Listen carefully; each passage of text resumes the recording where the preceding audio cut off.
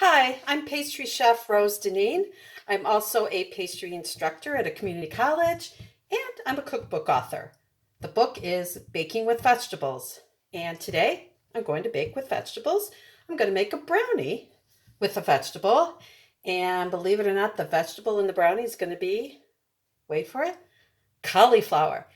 And believe it or not, if you caramelize cauliflower, it changes it to kind of a nutty flavor and kind of gets rid of that very strong cauliflower flavor. So you can put it into the brownies and sneak in those vegetables, and nobody will ever know. Shh, it's our secret. So the first thing you want to start with, of course, is the cauliflower. So you want to buy riced cauliflower, and it's just really cauliflower really processed into small pieces. And of course, you can make mashed potatoes and everything from it, but you can buy it fresh in produce, or you can buy it in the freezer. And if you buy it frozen, just simply thaw about a half cup. That's all you need.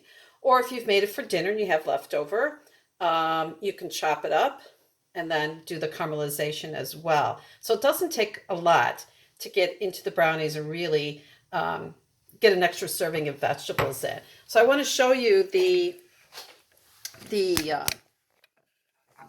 cauliflower, and it's nice and brown, and that's what you want. So I've sauteed it in some olive oil and some butter. And so it's got a nice nutty flavor now. It's nice and brown. It's nice and cooked through. So I'm simply going to add that to brownie batter. And you could use a mix. You can make it from scratch if you'd like.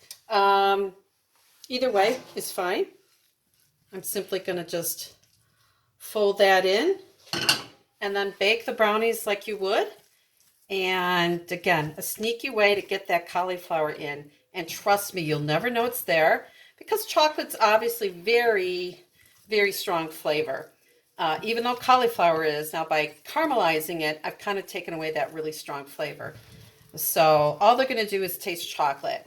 And if they wonder what those little pieces are in there, simply tell them, oh, it's nuts or something like that. So you can find my recipe in Baking with Vegetables.